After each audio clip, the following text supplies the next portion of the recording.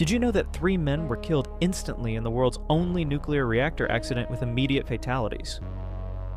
On January 3, 1961, at Idaho National Laboratory, 3 military technicians were performing routine maintenance on the SL Guess-1 reactor.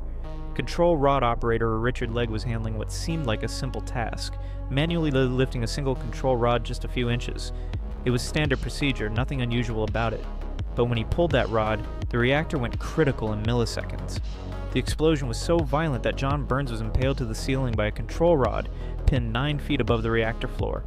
The radiation levels were so extreme that recovery teams could only work for minutes at a time. One victim was so radioactive he had to be buried in a lead-lined coffin. The military tried desperately to cover up the horrific details, but the physics were undeniable. One small mistake created an instant nuclear disaster. Did you know that a sleeping pill once created an army of children without arms and legs? In 1957, pregnant women across Germany were prescribed thalidomide for morning sickness. Doctors called it completely safe, even safer than aspirin. Mothers trusted their physicians completely. Why wouldn't they? But thalidomide crossed the placental barrier and attacked developing limbs. When babies were born, parents screamed in horror. Tiny arms sprouting directly from shoulders, legs like flippers. Over 10,000 children worldwide were born with these severe deformities. The pharmaceutical company knew the risks but stayed silent. Only one person stood in their way. Frances Kelsey at the FDA refused approval, despite massive corporate pressure. Her instinct saved thousands of American babies from this nightmare. Did you know the Zodiac Killer once murdered a cab driver right in front of police officers? On October 11, 1969, Paul Stine was driving his usual Saturday night shift in San Francisco. At 9:30 that evening, he picked up what seemed like a normal passenger. The man asked to be driven to Cherry and Washington Streets in Presidio Heights. It was supposed to be a quick, routine fare. But when they arrived, the passenger pulled out a gun and shot Stine in the head at point-blank range. The killer then calmly wiped down the cab interior, tore off a piece of Stine's bloody shirt as a trophy. As he walked away, patrol officers Donald Fook and Eric Zelms drove right past him.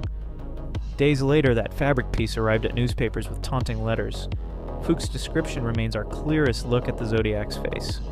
He had walked away from murder right past the police. Did you know a 6' 9" man used his friendly smile to murder 10 people? In May 1972, Edmund Kemper picked up 2 Fresno State students who were hitchhiking. Marianne Pesci and Anita Lucchesa felt safe with the giant who seemed so polite. He drove them to a remote area in Alameda County and handcuffed them. Then he tortured and killed both women, cutting off their heads. He kept the severed heads in his apartment as trophies. For months, he repeated this pattern with other college students. His confession tapes revealed chilling details spoken in a calm, clinical voice. He describes each murder like a grocery list. After killing his own mother, he finally turned himself in. 10 victims total, all because they trusted a friendly face. Did you know one Austrian sniper killed 345 Soviet soldiers in just 2 years? In 1943, Matthias Hetzenauer was recruited from the Tyrolean mountains where he'd spent years hunting deer and wild boar. The Wehrmacht turned his hunting skills into something far deadlier. Armed with a Karabiner 98K rifle, he became a ghost on the Eastern Front. His longest confirmed kill was at 100 meters, a single bullet through a Soviet officer's head.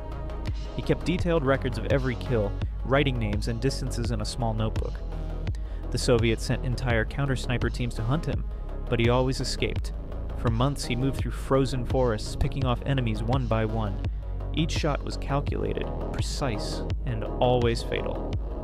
By 1945, his kill count reached 345 confirmed deaths. When captured, they found his notebook filled with the names of the dead. One man had systematically eliminated hundreds of human beings. The cold efficiency of his method still haunts military historians today. Did you know that 918 people died in a single day because one man told them to drink poison? In 1978, cult leader Jim Jones convinced his followers to move to a remote jungle in Guyana. He promised them a socialist paradise called Jonestown. Instead, he created a prison surrounded by armed guards. Families were separated, children taken from parents, and escape became impossible. Jones held practice suicide drills called White Nights, forcing members to drink what they thought was poison. When Congressman Leo Ryan arrived to investigate, Jones panicked. He ordered Ryan's assassination at the nearby airstrip. Then came the final command. Parents were forced to give cyanide-laced drinks to their children first. Babies received it through syringes while guards blocked every exit. The audio recordings captured children screaming as Jones calmly called it revolutionary suicide. Within hours, nearly 1,000 people lay dead in the jungle. One man's madness became history's largest mass murder-suicide. Did you know that human shadows were permanently burned into concrete during the atomic bombing of Nagasaki? On August 9, 1945, at exactly 11:02 in the morning, civilians were going about their daily routines. A mother walked with her child near the bank steps, and workers headed to their jobs, families prepared lunch. Then the atomic bomb detonated 3 miles above the city. Temperatures instantly reached 3,000 degrees Celsius. Human bodies were vaporized in milliseconds, but their shadows protected the surfaces behind them. The intense thermal radiation carbonized organic matter while leaving dark silhouettes burned into stone and concrete. Today, you can still see these shadows frozen in time. A person sitting on bank steps, a child reaching toward their mother. Each shadow marks where someone's final moment was seared into Nagasaki forever. Physical evidence of individual deaths preserved in stone. Did you know 9 expert hikers died in the mountains and nobody knows why? In February 1959, Igor Dyatlov led 8 skilled mountaineers into Russia's Ural Mountains. They set up camp on Kolachakal, following standard procedures for the harsh winter conditions. 3 weeks later, search teams found their tent cut open from the inside. All 9 had fled into minus 30-degree temperatures wearing almost nothing. The bodies told a horrifying story. Some were missing eyes and tongues, others had crushed ribs but no external wounds. Their skin had turned orange, and radiation was detected on their clothes. The Soviet government immediately classified everything. What made experienced survivors abandon safety and run to their deaths? The truth remains buried in those frozen mountains. Did you know a harmless old man tortured and ate children for decades before anyone caught him? In 1934, police arrested Albert Fish, a frail grandfather from Brooklyn. They called him the Brooklyn Vampire. For over 20 years, he had been hunting children across America. His confession letters describe picking victims carefully, then taking them to remote locations. He carried a bag filled with needles, knives, and wooden paddles embedded with sharp nails. Fish would insert dozens of needles into his own body to prepare for what he did to others. His victims endured hours of pain before he killed and cooked them. When police searched his home, they found bones, blood-stained tools, and detailed journals. He confessed to 15 murders, but investigators believe the real number was much higher. His final victim, 10-year-old Grace Budd, led to his capture after he sent her family a letter describing exactly what he did to her. The letter was so disturbing that police couldn't read it aloud in court. Did you know that in 1942, Germany sent their deadliest sniper to kill 1 Soviet soldier? Erwin Koenig had over 400 confirmed kills and was the Reich's top marksmanship instructor. He arrived in Stalingrad with one mission: eliminate Vasily Zaitsev, the legendary Soviet sniper. For weeks, the 2 hunters stalked each other through the bombed ruins. They used decoy helmets, mirrors, and psychological warfare to outsmart one another. Koenig would leave messages carved into walls, taunting his prey. But during their final duel, the Germans' overconfidence became his downfall. While repositioning for a better shot, Koenig exposed himself for just a split second. Zaitsev fired once. The bullet went straight through Koenig's scope into his eye. When Soviet soldiers found the body, they discovered detailed maps marking every sniper position in the city. The propaganda victory was massive. The Reich's best had fallen. Did you know a single moment of rage destroyed an entire dynasty and plunged Russia into chaos? On November 19, 1581, Crown Prince Ivan Ivanovich visited his father at Alexandrov Palace. Tsar Ivan IV had grown paranoid after years of brutal terror campaigns.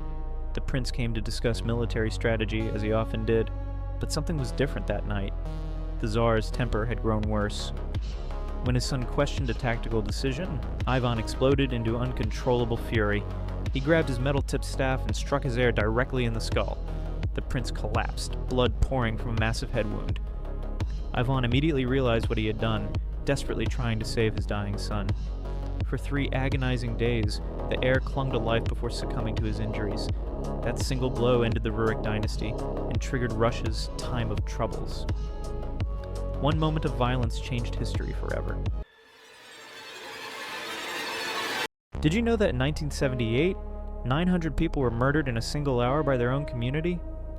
Jim Jones had built Jonestown as a paradise, but on November 18th it became a death camp. When Congressman Leo Ryan was shot at the airstrip, Jones knew his time was up. He ordered his followers to drink cyanide-laced Flavor Aid, calling it revolutionary suicide. Armed guards surrounded the pavilion, forcing families forward at gunpoint. They started with the children, using syringes to squirt poison into babies' mouths. Parents screamed and begged, but guards shot anyone who tried to run. The audio recordings captured it all, children crying as Jones calmly narrated their deaths. Within an hour, not 118 bodies lay scattered across the compound. Only a handful escaped into the jungle that night. Did you know 87 pioneers resorted to eating their own families to survive one winter?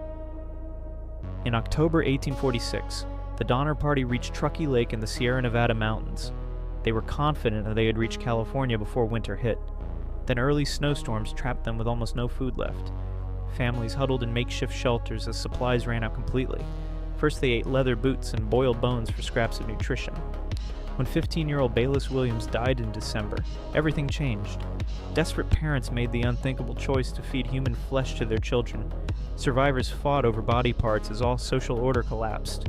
Rescue teams later found organized piles of human remains and bones with knife marks. The survivors looked like walking skeletons when finally found. Hunger had turned ordinary people into something unrecognizable. Did you know the US government secretly poisoned an entire region for 27 years? In 1944, families in Richland, Washington lived peaceful farming lives. Children drank fresh milk, mothers hung laundry outside, fathers worked the fields. None knew the nearby Hanford Nuclear Reservation was releasing massive radioactive clouds directly over their homes. 740,000 curies of deadly materials poisoned the air they breathed daily. In December 1949, scientists conducted the Green Run experiment. They deliberately released concentrated radioactive iodine to study how it spread through communities. Pregnant women consumed contaminated milk, while officials secretly tracked their exposure levels. Children developed thyroid cancer at 10 times the normal rate. The government watched them die while keeping detailed medical records. For decades, they covered up this human experiment. Thousands suffered and died, never knowing they were test subjects. Did you know a cook once killed people simply by making their meals? In 1906, the wealthy Warren family hired Mary Mallon for their summer vacation in Oyster Bay. Within weeks, 6 of 11 family members developed typhoid fever. This wasn't her first time. Epidemiologist George Soper had traced her path across 7 previous employers, 22 cases, 1 death, all connected to Mary's cooking. When health officers came to arrest her, she fought back with a carving fork. They dragged her to quarantine on North Brother Island for 3 years. She promised to stop cooking and was released, but Mary broke her word, working under the name Mrs. Brown at Sloan Hospital. 25 more victims, 2 more deaths. One woman's hand spread death across New York's finest families.